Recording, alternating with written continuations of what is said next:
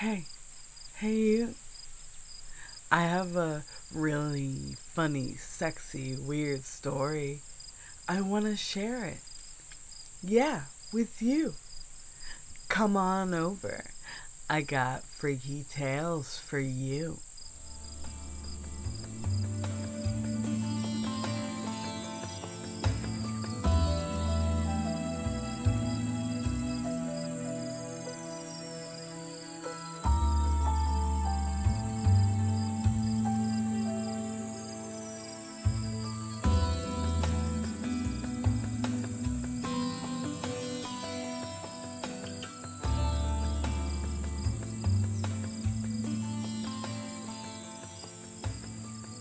Welcome, all you freaks and geeks, cool kids and frauds. I'm Saira B, and this is a podcast where I'm going to be reading from my fanfiction recommendation list.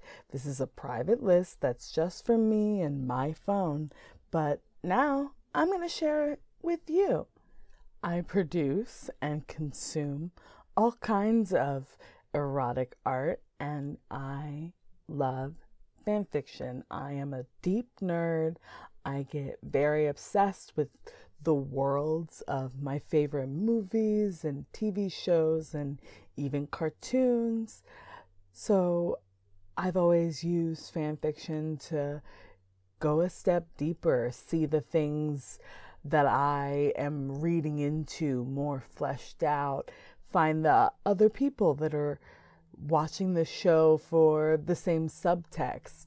And in this podcast, I'll be using my love of fandom and media and erotica to start a conversation after the story reading with queer artists and some of my freak friends, where we just bat around ideas about kink and sex, sexuality and relationships, even tropes of romance and love, because I think those are some of the really interesting things that get played with and reshaped in fanfiction worlds. I am really stoked. I've been reaching out to a ton of authors, and today I'm going to read from one whose library of work I really love, who does a lot of pairings I really like. As always, our stories are sourced from Archive of Our Own, and this time around our author is Margaret Kire. The title of the story is Skin So Cold It Burns, breathes fire now and then. This is an explicit story in the male-loving male category. The fandom is Inception. Yes, that 2010 Christopher Nolan sci-fi epic that's all about crimes and dreams and emotional trauma, to be honest. It's overly complex and very satisfying. I like that movie a lot, particularly because I heavily slash Arthur and Eames. Those two characters are both, dream crime professionals to highly simplify the film, who work together and have a lot of bro tension, which is definitely what I base a lot of my slash pairings on. Before every story, I will always give you the tags and some additional warnings. So if anything we're going into sounds squicky, sounds like a vibe you're not feeling, that's totally chill. Just kick back. We'll do another episode. I will cover tons of different kinds and levels of sex and sexuality and kink. So this time's tags are Dragon Tattoo, Dance Club, Touch Starved, Pining, and Porn with Feelings. I will add anal sex, anal fingering, and some power play if you squint. The summary for this fic is: Eames never knew Arthur had a tattoo, or that he would see him dancing and shirtless in a gay club the night before a heist. If that sounds cool, if that sounds cute, if that sounds hot, go ahead, get comfy, 'cause I'm gonna read you a story.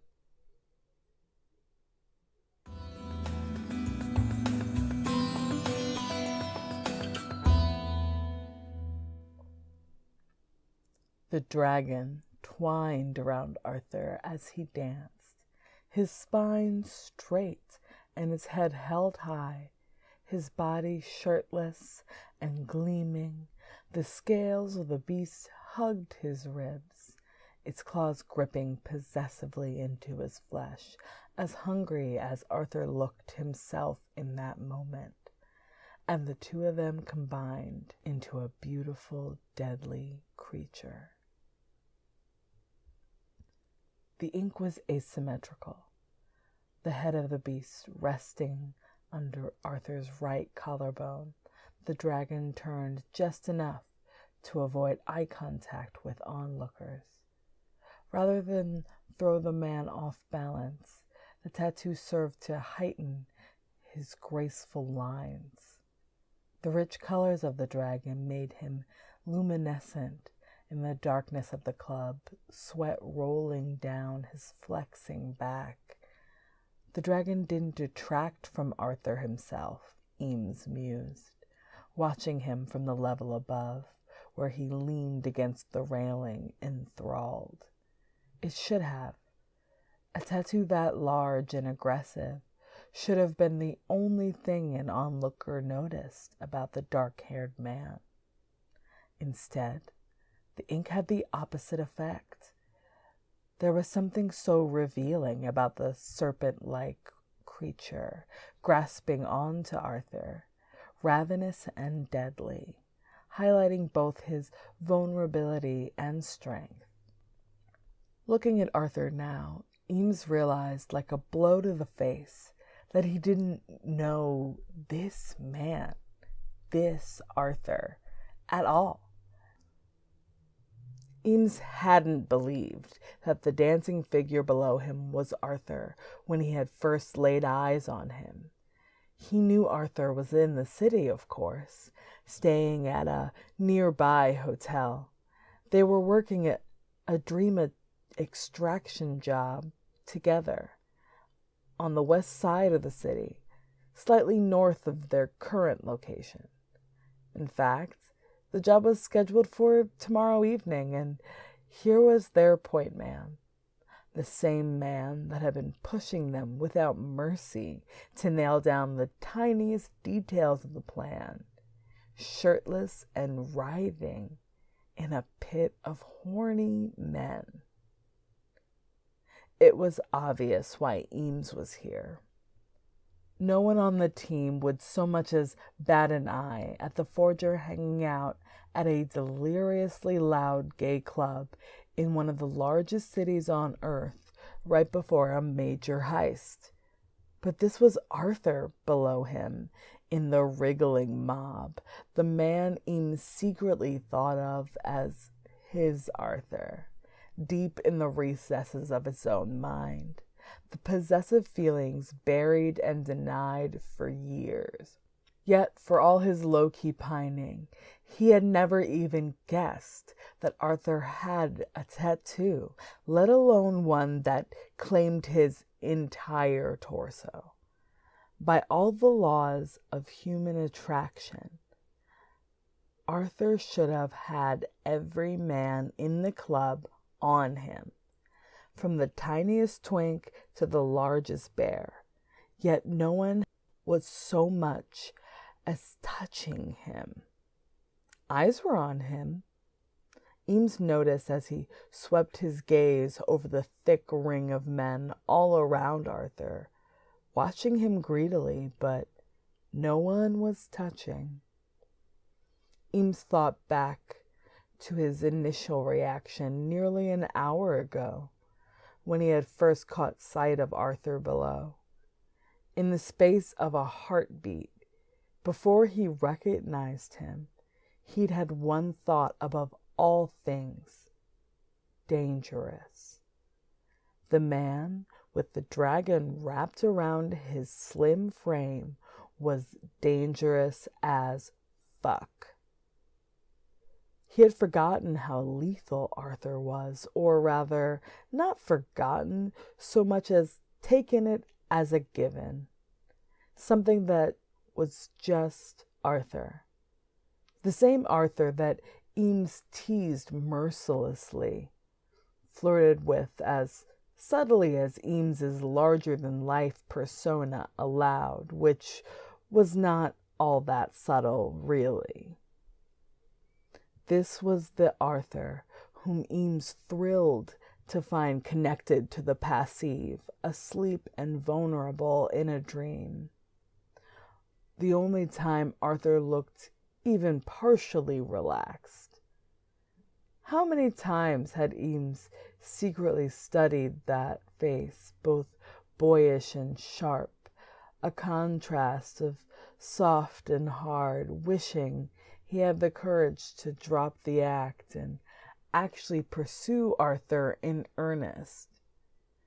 In all that time, Eames never once knew about the dragon. Slowly, Eames made his way down to the dance floor.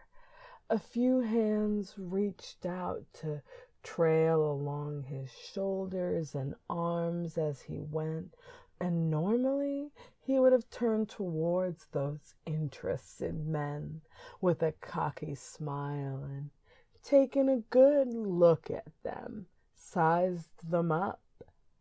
Tonight he turned away from the caresses and the smiles sent his way, their gentle invitations ignored.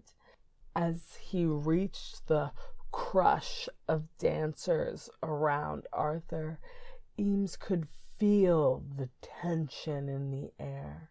Several pairs of eyes were trained on the man whose skin was taken up almost entirely by the entwining serpent, their looks ranging from wistfully interested to full-on lecherous. Yet no one touched him. Eames looked at Arthur, really looked at him. The dragon was not some showy artifice that Arthur had used to try and make himself intimidating or edgy. The tattoo didn't make Arthur anything, didn't add to him. It revealed him. It laid him bare and vulnerable in a way that these men who didn't know anything about the tight control Arthur had over himself at all times, these men could never comprehend. To them, Arthur looked like a viper, beautiful and sleek, deadly and quick. But to Eames, Eames moved toward Arthur slowly, the lithe man failing to notice him, as by now he'd accepted that no one was going to touch him. He was essentially alone, always alone, closing his eyes against the tide of humanity that refused to see him for what he was. His eyes opened sharply on a gasp as Eames laid gentle hands on his waist, leaning into Arthur enough that the smaller man could feel Eames's heat along his back, but not so close as to assume possession of him. There was a moment of tension, of indecision. Arthur, never turning his head to see who had finally decided to touch him, Eames stroked slow thumbs over Arthur's flanks, petting the inked scales, soothing the beast that entwined him. Arthur began to relax back into Eames, slowly at first, but then all at once, his skin making contact with the soft cotton of Eames's shirt. Arthur murmured something that sounded like a name, sounded like Eames. And Eames held the slender body closer, his thick arms wrapping around Arthur's chest, mimicking the coils of the dragon. Arthur craned his neck to the side, looking back at him over his shoulder, and then he laughed. The sound was mostly lost to the din of the nightclub, but the sight was imprinted on Eames's mind. The bright spark of what was the essential part of Arthur, blindingly bright, touching off the long, smoldering wick of desire in Eames. Arthur's laughter turned into a moan as Eames pressed his face to Arthur's glistening neck, lapping up the stinging salt on his skin, holding him tight in the vice of his arms. The dragon on Arthur's skin writhed in pleasure, slipping minutely in Eames's grasp, dragging the spots where there was cloth, sliding along the bits that were skin on skin. The words that Eames would have thought he'd say in a situation like this. "Fancy meeting you here, darling," or some such pretentious rot, never even entered his mind. Instead, it was, "Arthur, I didn't know. Arthur, right into his ear. And the man with the tattoo, this man that Eames had wanted for years but had never clearly seen, canted his hips back and ground into Eames's erection, his head falling back on Eames's shoulder and his eyes rolling as they shut tight on a moan. This man was going to be Eames's undoing. He clung to him, hands splayed over Arthur's chest on the left side to counterpoint the dragon's head on the right. His other hand wrapped around his hip, guiding his undulating body against his throbbing cock. Eames lost track of how long they stayed like that, melded together so tightly that their sweat soaked through Eames's shirt, his front one burning line from Arthur's rolling hips to where his head was pressed into the side of Eames's throat.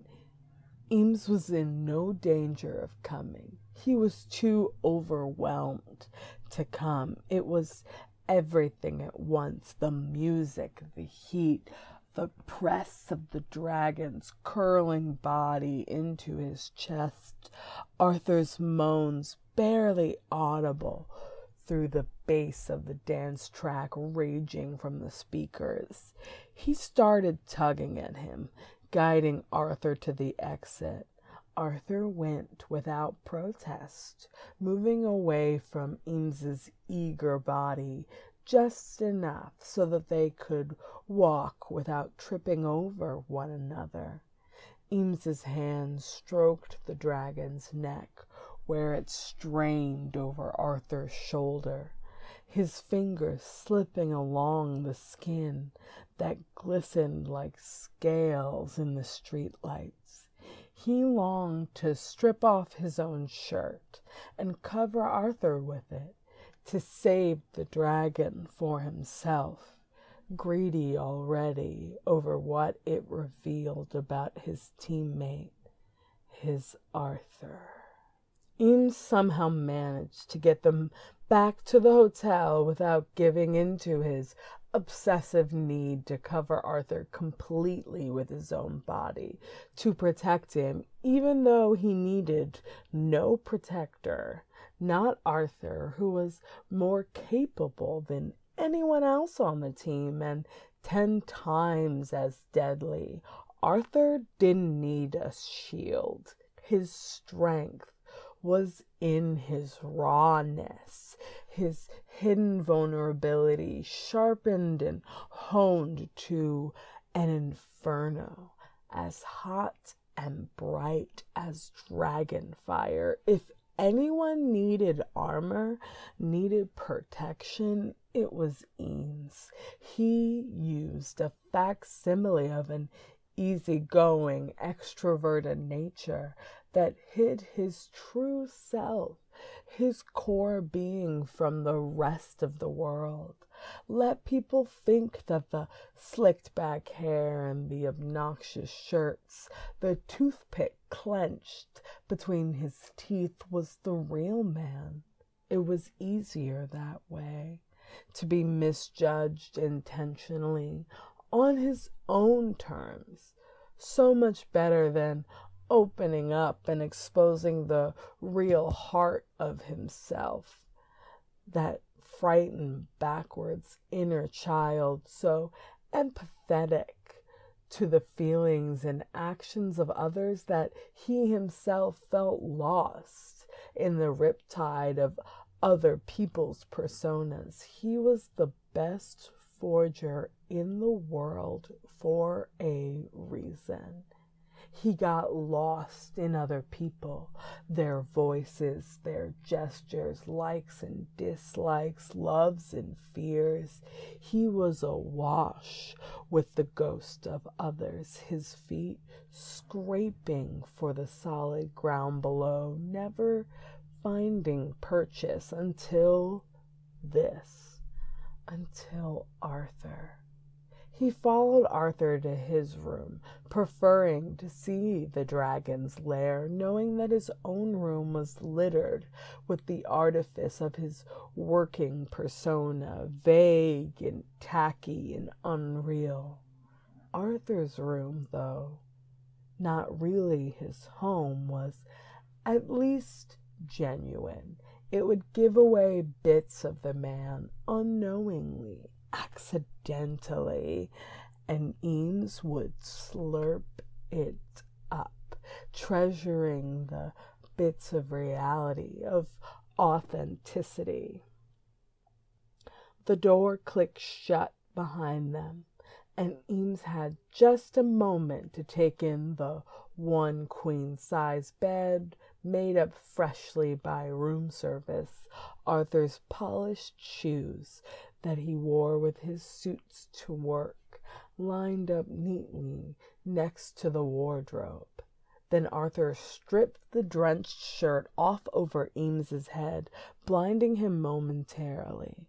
Arthur was humming appreciation for what he'd just uncovered before he'd even cast the garment to the floor, his hands roaming over slick muscle as soon as they were free.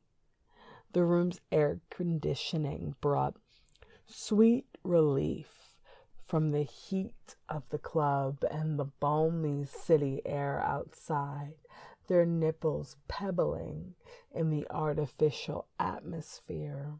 Eames stared at Arthur's chest, transfixed by the dragon, its mood having changed with the lighting, now quiet and waiting.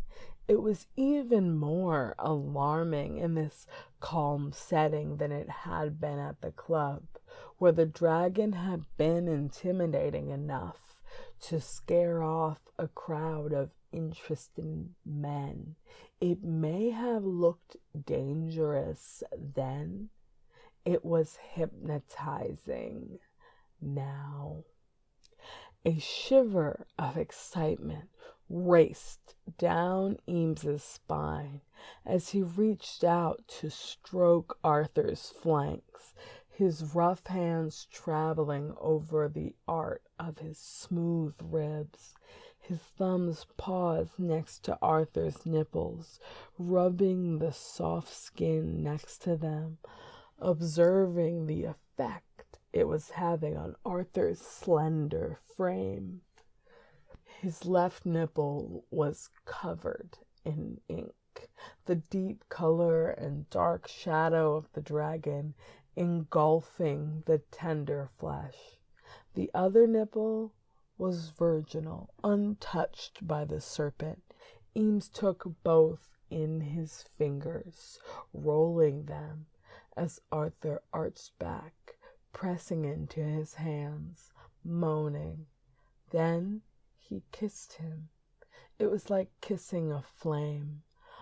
Eames was consumed by the inferno, his artifice stripped away, leaving only the burning need to consume and be consumed in its wake. Arthur, Eames murmured into their kiss. His voice, his real voice, revealed too much, revealed himself. Arthur looked into his eyes for a long, searching moment.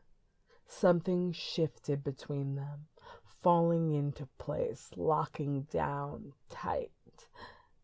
Eames, Arthur breathed, and twined around him in a tight embrace. Arthur took Eames first, which was fitting somehow, Eames would muse later.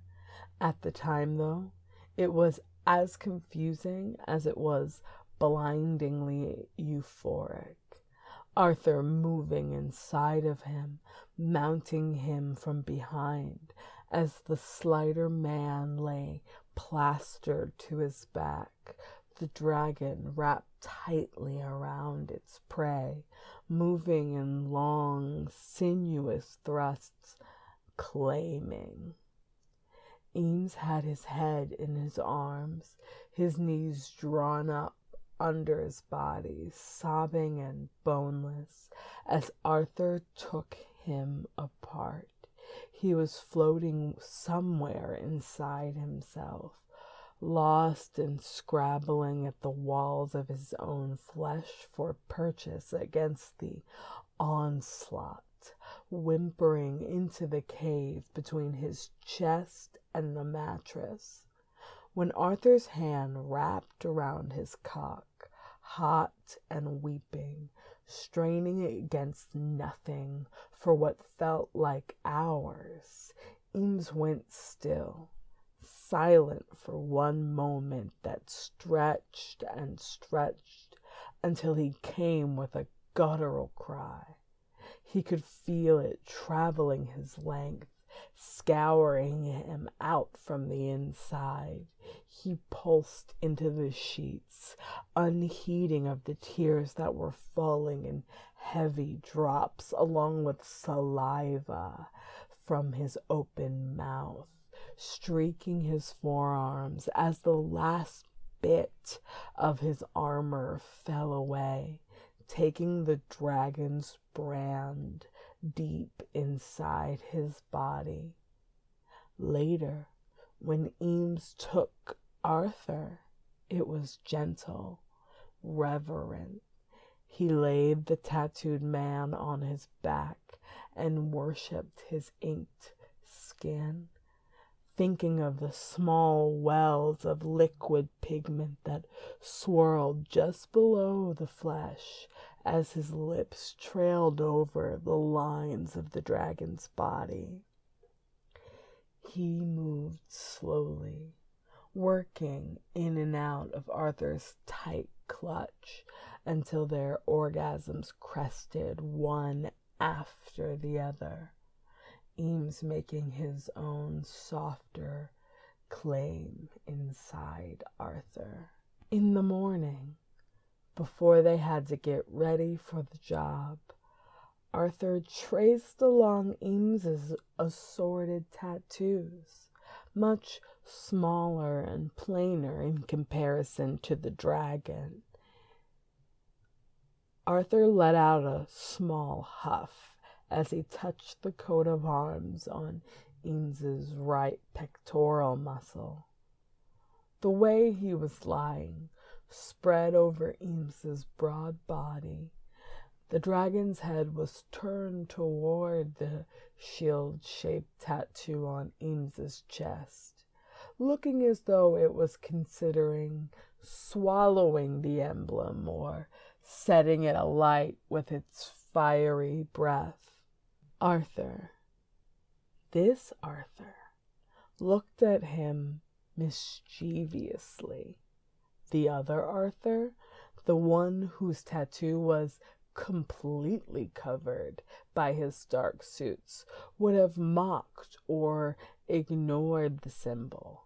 But this man was alert and interested, all his attention focused on the near helpless creature that lay pinned beneath him, gazing up with eyes that exposed a churning well of emotions. "You are a knight," Arthur purred, as Eames gasped and squirmed underneath the body that was beginning to roll in a precise undulation, rasping their groins together in wave after wave of his inked flesh. "Don't knights usually slay dragons?" he asked with a dangerous smile. "I think if the legends were honest," he gasped, rolling into the body above, "they would report more knights being taken down by dragons than the other way around. Oh, Jesus!"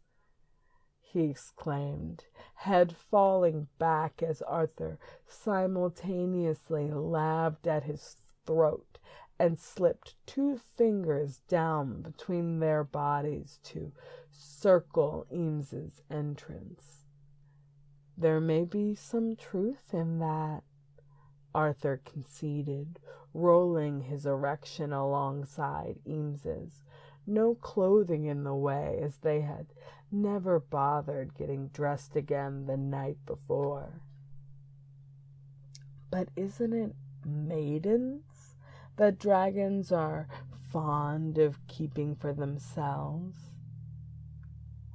"Arthur," Eames said, trying to hold it together and give him the most serious look he could muster, despite being taken apart piece by piece on Arthur's fingers. "You can dress me in a fucking ball gown for all I care. Just keep me." Arthur paused at that, and Eames went still, worried he had said too much. Maybe this mix of his real self with his persona, the best he could manage right now with so little practice of exposing his core to anyone else, even himself. Maybe this was too much too soon. Maybe he would snuff out this small thing that had been building between them for years, building finally to the point that it had caught light and begun to burn. He gazed up at Arthur, not with his usual smugness, but with alarm, anxious that his clumsy attempt at levity had fallen flat. Maybe he had killed this thing already and would have to watch it twitching into ruin around him, pulling back on his armor, his loud personas, so that he could do this job and flee. The dragon's head loomed up as Arthur put his weight on his arms, showing bright and fierce as he shifted, the dragon's eyes just missing Eames, skipping away from him toward an unseen world. He glanced up at Arthur, who, in contrast to the dragon, was focused on Eames with all his being. "I would like to," Arthur said softly. He searched Eames's face. "Can I? Keep you, I mean," he whispered. "Even if it's just for now. Even if you need to leave later. But for a little bit longer?" Eames pulled Arthur to him, their skin and symbols melding together under the pressure of their embrace. "As long as you want, pet." Eames's legs fell open in a clear invitation, and the dragon was on him in an instant, moaning as he breached him, wet and open from the night before, and began the manic rutting that Eames was quickly becoming addicted to. "After tonight," Arthur panted. "After the job, let's go somewhere, just you and me." He shuddered and slipped his deceptively strong arms under Eames's knees, grasping his legs with his bent elbows, leaning forward to fold Eames up, tilting him into an even more vulnerable position so that he could drive into his sweet spot over and over. "I don't care where we go," Arthur rasped, his breath coming fast as he strained forward, desperate to stay inside, yet anxious to move, give them both the friction they needed for release. "Anywhere you want, Arthur," Eames managed, his words leaving his mouth mashed together in a rush. "I'll make a plan," Arthur huffed, his neck tilting back as his spine bowed under the heat of his building orgasm. "We'll leave right after the job. Go somewhere nice."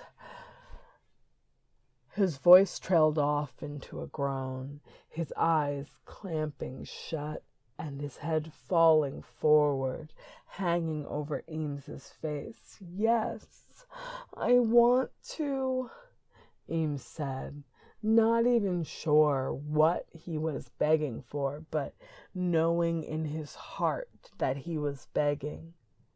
Arthur opened his eyes, his gaze burning as he managed one lopsided grin before his mouth opened in a silent scream as he came, his hand over the shield on Eames's breast. Eames gazed up at him, reaching to hold back the tumble of dark hair falling into Arthur's face, watching the ecstasy turn to exhaustion as he stuttered and stilled. He pulled Arthur to himself, feeling the ink skin on Arthur's belly slither over his still erect cock, and just reveled in the heat and weight of him.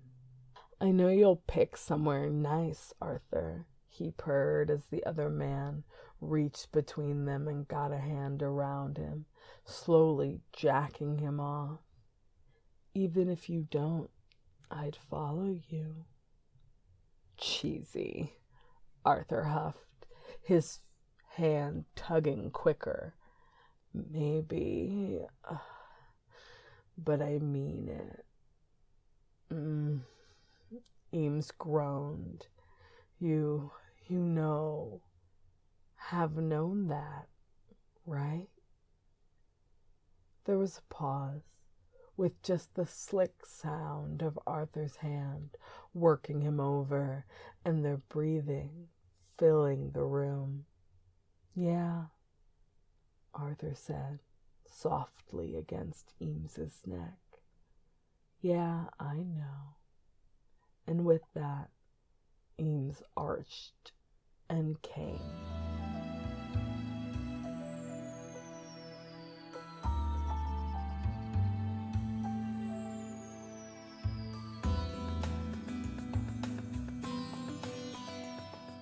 Well, I hope you enjoyed this story.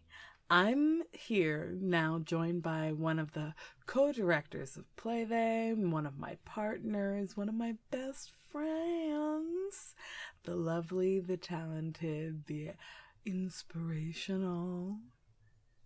Hi, I'm Jasper Fox. What do you do, Jasper? Tell us more. I do all sorts of things. Artwork-wise, I'm doing a lot of wrap stones and kind of prints recently. Prints, like painted prints? Yeah. Cool. Like, yeah, watercolor stuff? Watercolor, pen. That's about it right now. Yeah, cute. We've shared many a vending table, selling our wares around the West Coast together. And now, like many of my friends, you're forced to deal with more fan fiction in your life because of me. Do you like the movie Inception? Is this a movie you were a fan of? Because there was like a lot of fervor around that movie leading up to it and when it came out. Yeah, I saw it for the first time probably like a year after it came out. Mm-hmm. And I liked it okay. I wasn't like super into it, and I didn't watch it again for probably like 3 or 4 years, and I liked it more the second time I watched it, and I think that's just because I was paying more attention. I could actually see why the story built the way it did. Yeah. I understand people that don't like the movie. It is overly complex, but that's my shit. Also, I was a huge fan. I'm someone who saw the movie multiple times in theaters. I'm also just that kind of nerd. If a movie really satisfies me or makes me feel curious, even if it's in a bad way, and if it's bad, not necessarily while it's in theaters, but I'll just like go see a movie over and over or watch it over and over, just like trying to comprehend like what's happening. So this movie, Inception, definitely did that for me. And then the added plus is how cute the whole cast is. Especially Tom Hardy and Joseph Gordon-Levitt, who for me are people that I like follow through their careers and like, oh, they're doing another thing, even if it looks like shit, I'm gonna watch it probably. Do you have any interest in either of those actors? I am trying to recall exactly who those people are. Fair. I have a really hard time matching names to faces sometimes. That's chill.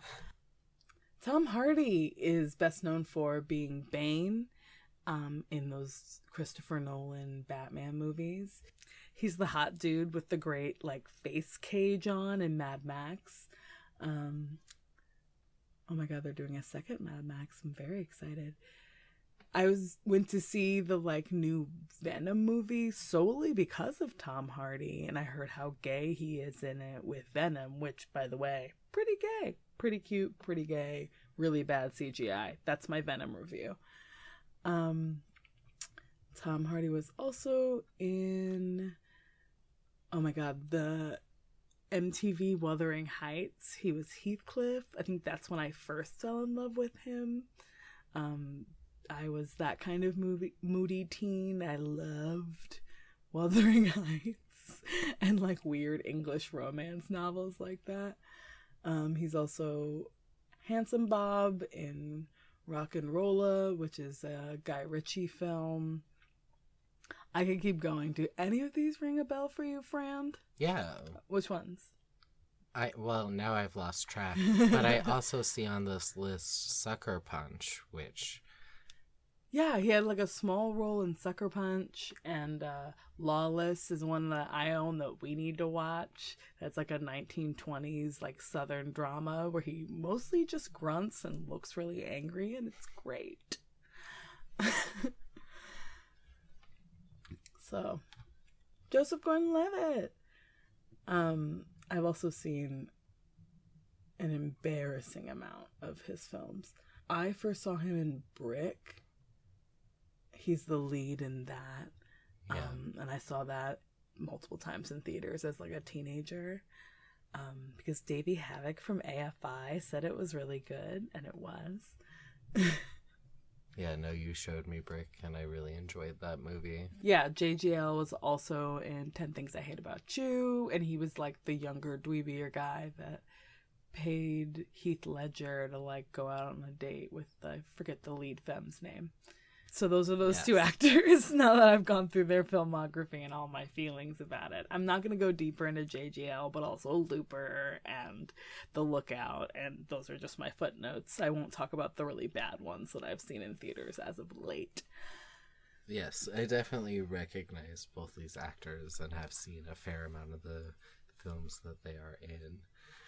Yeah, I just want to give a like shout out to The Dark Knight, where Bane is played by fucking Tom Hardy, and this one cop character who's like a B character is played by JGL, because that slash pairing is like another one I love, solely because I love these actors being slashed together. Their like body type difference really does it for me. Like JGL being like a very like slim, like proper, this side of proper kind of like hipstery dude, and like Tom Hardy being like gruff British boy who's like thicker and such a weirdo. If you know Tom Hardy's internet presence, it's full of him being shirtless with like pit bulls. It's beautiful. It's like a beautiful pure thing. How'd you like the story? Overall, I actually really enjoyed it. I like felt like it transitioned really well from kind of like the dance club part to being in a hotel room. Like the travel felt believable. Yeah. Which I don't come across often in fanfics. So yeah, no, a lot of stories, I mean, a lot of short stories in general, but especially like amateur writers have a hard time with like, yeah, moving time, moving place. And I thought it did it really well. I really loved the pining scenes. Like, I love a good long drawn out scene of someone just like looking at somebody else with like yearning in their heart. Like, that's definitely a trope of fanfiction that I am very attached to. So I thought it did that in a way that was really hot and fun and funny, especially with the like fetishization of tattoos. And I'm glad at the end they acknowledged the fact that, you know, Tom Hardy is a super tatted up person who like very rarely actually, unless it's for like a period piece, gets his tattoos covered up for his roles, or like they get selectively covered up in a really interesting way sometimes. So yeah, that his tattoos got acknowledged and were almost like devalued in this strange way that I thought was really cute. I like the language of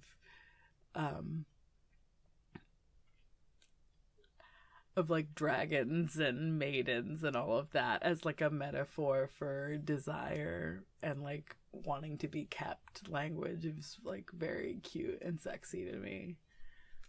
Yeah, I also just like really appreciated the like reverence that was almost held for how like stark and beautiful this like one just big piece was, in contrast to like smaller, I don't know, not as elaborate pieces.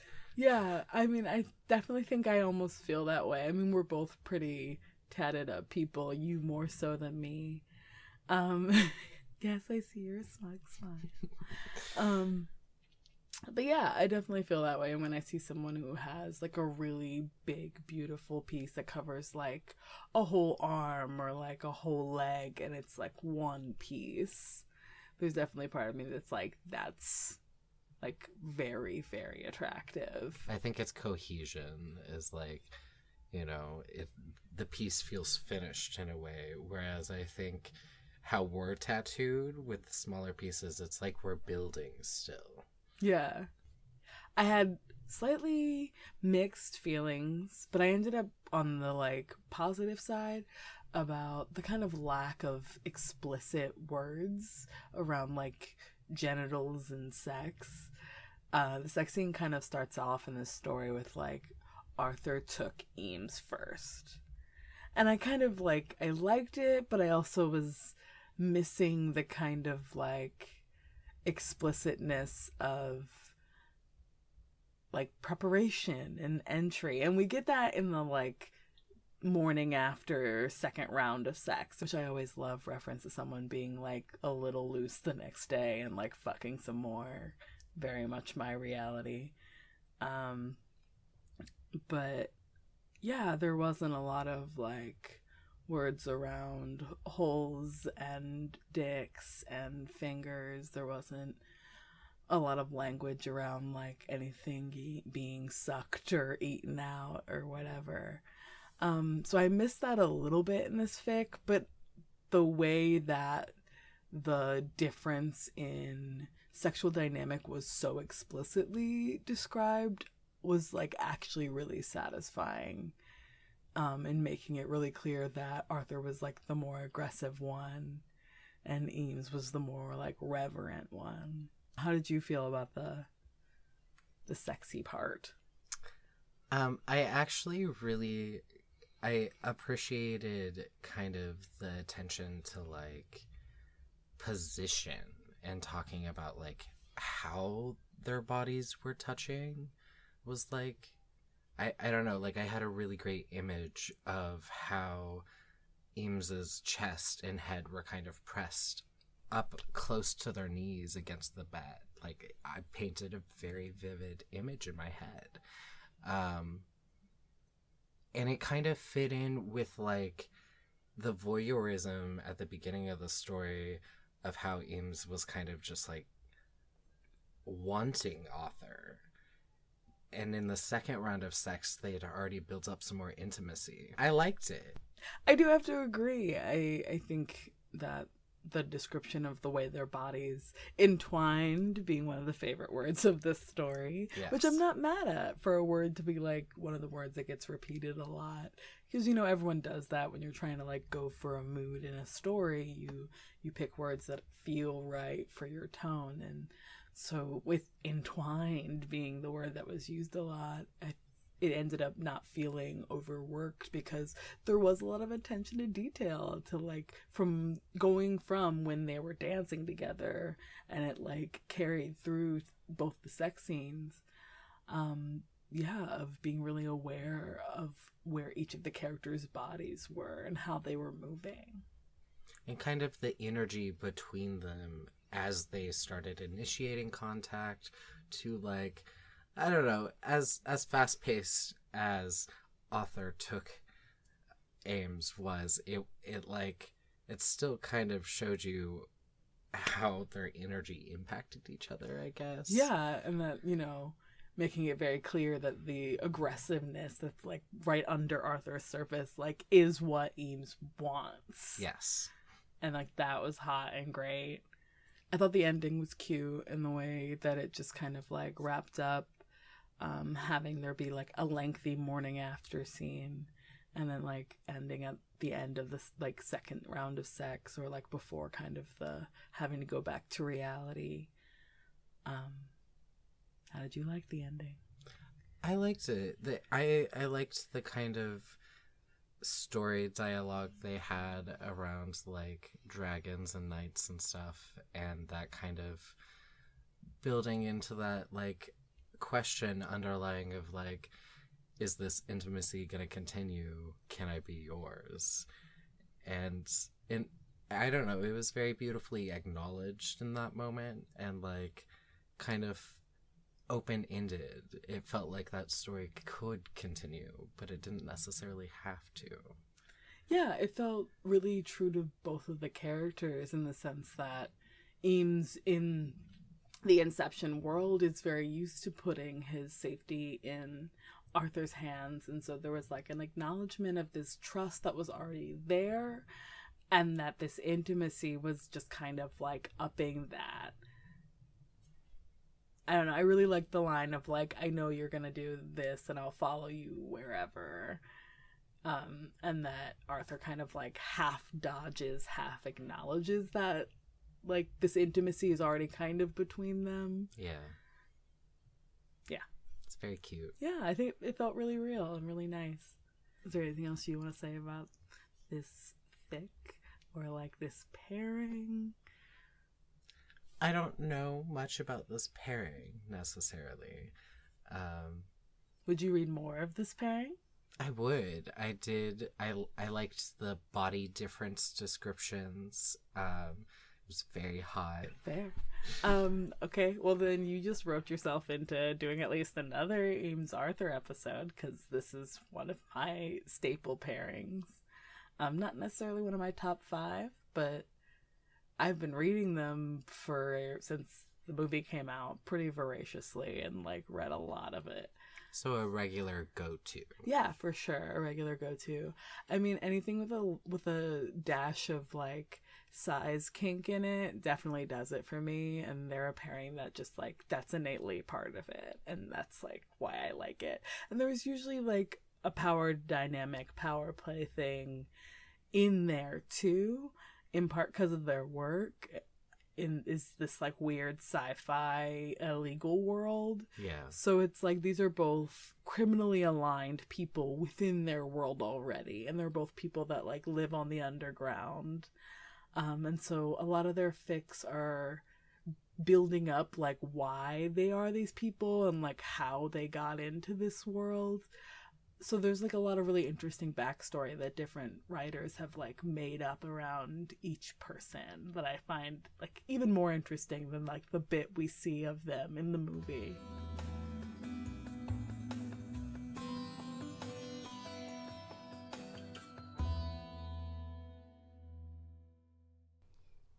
Really hope you enjoyed that story.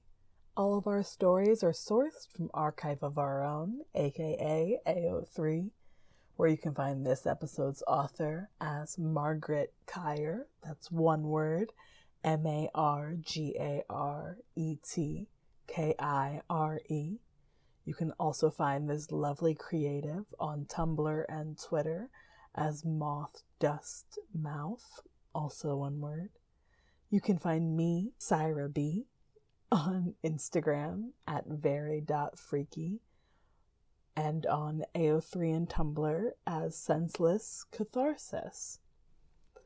This podcast is a PlayThey Studios production. If you want to know more about what we do at PlayThey, follow us at PlayThey on Instagram. Thanks for listening to this episode of Freaky Tales for You. Until next time, remember, enjoy your smut.